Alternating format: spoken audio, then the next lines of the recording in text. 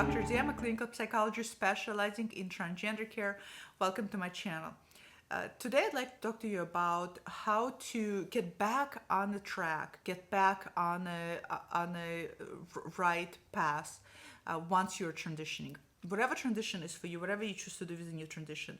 So analogous to transition is going to be like sailing. Let's say you're sailing and you lost compass to the true north. How to find the compass and how to find where your true north is once you lost your way. What I mean by lost way is that this happens a lot of you, and I see a lot of you commenting about this, is that you start transitioning and then somewhere in the beginning stages of transition, like I say in a lot of my videos, a lot of things happen. The denial goes away, the reality sinks in, you hit plateau, other things might start happening that spiral you into the rabbit hole of questioning yourself, of doubting yourself, of wondering whether you are even on the right track, whether transition is actually for you. And a lot of people struggle with that, and they just don't know what to do, or they don't know what kind of things, tangible things to find to hold on to that will illuminate to you that, yeah, you are actually doing the right thing. Now, this idea that you're going to have certainty, right? That idea that you're going to have 100% certainty doesn't really exist. Seldom people are 100% sure that they want to transition. Usually people know that that's what they need to do in order to alleviate the stress they're feeling, but seldom do people feel 100% sure that everything is going to go right and that this is it, right? People just do it, and each affirming step feels right, and that's how you know. But if you feel like you lost your way, if you feel like you're in this doubt where you are mid-transition, you're maybe on hormones, you're already out, people are using the preferred pronouns, and people are using the name that you identify with, and you're starting to express yourself in preferred gender, and suddenly you're just starting to question everything. You're just starting to wonder, do I really need to do this? Is this really for me? Is this really the right thing? Am I making a mistake? What if this is not going to solve my problem? What if it's not going to alleviate dysphoria? What if I'm not going to be happy? What if I'm still going to feel and experience dysphoria afterwards? All the things called doubt and fear creep in. That means you kind of lost your compass to the North Star. What can really help you during this period is to drop out of the fear. And what I mean by dropping out of the fear is to take a step back and to go back to square one.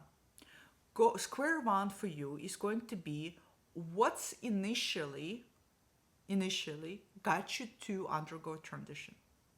For majority of you, square one will be, I feel incongruency between my biological sex and between the gender it denotes and communicates to the world.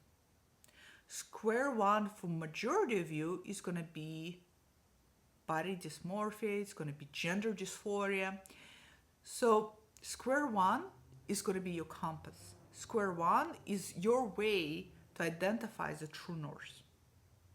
We may feel fear and doubt and uncertainty, but if we ask ourselves in that moment, if you ask yourself in that moment, do I still feel comfortable with my biological sex? And if the answer is, I'm starting to actually feel comfortable with my biological sex, well, guess what? Then transition is probably not for you. Well, not probably, but not for you. Why transition then? The answer, most likely, I would bet on it, would be, no, I'm still not comfortable with my biological sex. I'm still experiencing things. And by this time, by the way, you may experience mild dysphoria because you're on hormones. This is another thing that is very common. What's very common is that you start hormones, whether it is masculinizing or feminizing hormones, they make you feel immediately good. And a lot of times people say, oh, I feel better. I experience less dysphoria. I don't need this. So they decide to stop their transition. Well, what happens is that, first of all, the dysphoria comes back even stronger. It comes back like this big wave, and it washes over you. You feel it even more intense. And the reason why you feel it more intense, because by now you experience the difference. Psychologically, you experience the feeling of having the dysphoric noise inside of your head quieten down. I always say that the dysphoria, it's like a fan running in the back of your head, that sometimes you just got so accustomed that it's painful, and but it's always in the back of your head. And then when you start hormones, the noise quiets down. For some of you, it tends to go away completely. Well, now because you experienced it, there's this discrepancy between the two. So dysphoria tends to come back even stronger, and then you go, oh shit, I really do experience a lot of dysphoria. So you go back on hormones. Okay, so that's something that happens to a lot of you, right? But at this point where you lose your compass, where you're starting to question whether you're on the right path, a lot of you will be feeling actually better, feeling less dysphoric, because you're on hormones, maybe you're doing some other things. So as a result, the dysphoria diminishing. Hence, as dysphoria diminish, the questioning of whether you're doing the right things is going to pop up. So going back to square one is incredibly important, because it's going to really help you kind of pigeonhole why you're doing it to begin with. It's going to help you really understand it. Now, for those of you who are watching it, who find yourself in this position, and you're going back to square one, and you're asking yourself, am I still comfortable with my biological sex or with my gender and how gender is being perceived by society? And if you suddenly find yourself that I'm actually very comfortable with my biological sex, with secondary characteristics that I developed as a result of this biology, then you really need to wonder if this is a case, and most likely it is, just a case of gender expression and gender role. And this can be challenging for a lot of you, because you have now, by this time, came out, and you have by now kind of, in your head, you feel like you have committed to transition. And in your head, you feel like you have already told people, your loved ones, your family, that you're going to go through this process. And suddenly you're finding yourself that maybe just hormones are enough for me. I don't really need to go through the whole surgical transition. Or maybe you're finding that, you know what, I don't even need hormones. Just expressing myself in a different way, also taking on different role is enough for me. So now it's a little bit scary, because you feel like people around you are watching you, and they're saying, well, what's going on? Why are you shifting? Why are you changing your mind? Is this really valid? So there's the ways that you're afraid that they're going to invalidate your reality, invalidate your truth. And it's really important not to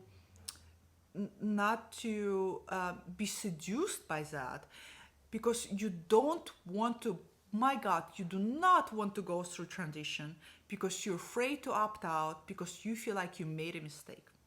You don't want to do that. It's not worth it. It is not worth it. So not worth it to feel like you haven't committed to anything. Remember that. Your only commitment is to yourself, okay? You're not committing to anybody's points of views, to anybody's opinions. You're really committing to yourself, and you owe it to yourself. So if you don't feel like what you're doing is the right thing for you, you're responsible for yourself to opt out. You're responsible for yourself to take a step back. So keep that in mind, that it's really, really important. But for the rest of you, if you lost your true north, your true north is going to be square one. Square one is stop, step back, get away from all the fear, all this noise, and again, ask yourself, am I still comfortable? Am I comfortable with my body? Am I comfortable with the gender it communicates to the world? Am I comfortable with my biological sex? Ask yourself all the square one questions. In other words, everything that brought you, let's say you were working with me, I would say, well, let's look at what exactly brought you to see me. If you're working with somebody else, what brought you to see somebody else? If you're doing this by yourself, well, what brought you to realization that you need this? That's your square one. The square one is there, and the square one is going to be there until you're going to complete your journey. So keep that in mind. So that's going to be your true north. So that's going to be your compass, and that's how you can know that you are on a right path, because the square one still feels the same way than when you started. All of the things, feelings and emotions can come into our context. It can come in our environment. It can affect how we feel, how we see transition. But the square one is still going to be there, and it's important to periodically go back to square one. The more fear you have, uncertainty, the more important it is going to be for you to get back into square one. So hopefully this is helpful for you. If you feel like you're doubting yourself, if you feel like you have lost your way, just practicing this going back to square one. And if you, like I said, if you went to square one and you realized this is not for you and you made a mistake, no shame in it. It's actually, in my opinion, and without trying to offend anybody. I think it's much more cowardly to continue doing something that you know is not really helpful to you, that you know that you made a mistake. I think it's just, and I think it's unnecessary, really. So remember, you don't know anything to anybody. You only committed to yourself, and it's your responsibility to say, you know what, um, it's not for me, and in many respects, be glad that it happened, that you realize you made a mistake and it's really not for you, because as anybody who has transitioned will tell you, it is costly, it is a lifelong process, so it's, you know, honor your exploratory stage, honors that there's a part of you that doesn't sit right with it. There's no shame in it whatsoever. So comment below, let me know if you have ever lost your true compass, would help you to find your way back. Also comment below and let me know if you are in a place in your life right now where you feel like, actually, this may not be gender dysphoria issue for me. I made a mistake, and if you're afraid, don't feel bad letting us viewers and everybody else know that you're afraid, to just kind of back out of it. Let us help you. Let us give you feedback. Let us comment. Let us tell you that it's okay to do that. That it's important to do that. You're not alone in this. So comment below. Let me know, and I'll see you guys all next time. Bye.